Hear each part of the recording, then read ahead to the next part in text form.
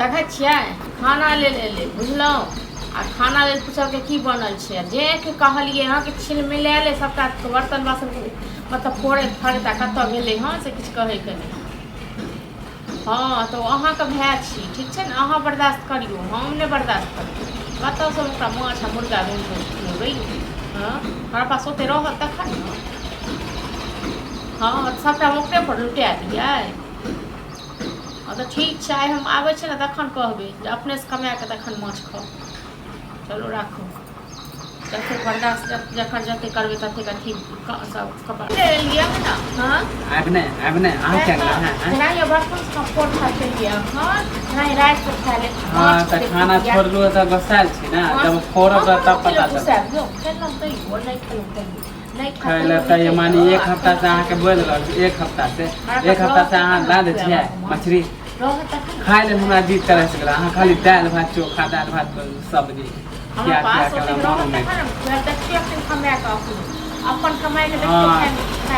पैसा अब रखे लगे ना भैया जानू पैसा नहीं भेजे कि खाइ ले भैया भेजे से सटा चाटे ले नहीं तो आगे बात चल नहीं तो रोज कहै मछली आ देला हैं हफ्ता में एक बेर खुआ दी हां नहीं मछली लेबे त हम ही खाब अहाँ नहीं खाबे नहीं खाब हमरा पास ओकाज रहता है हां त आप पैसा देख लगले ना सहीते लगले ना सही त अपने अपन घर वाला कमाई अहाँ कमाई चलो हमर भाई हां त हमरो भैया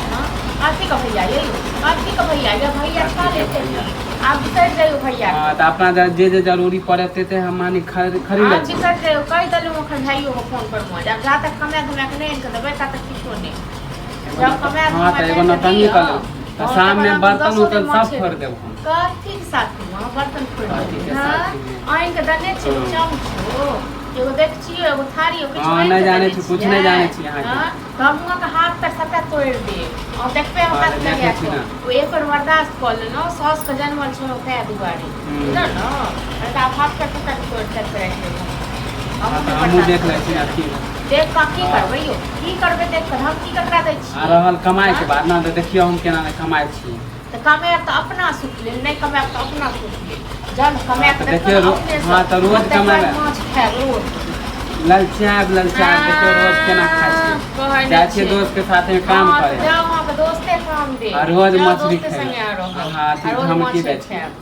हमरा ने दियो धमकी वो हम ककरो ने सहे छी हां वो त हम भैये के वजह से हम छोने जना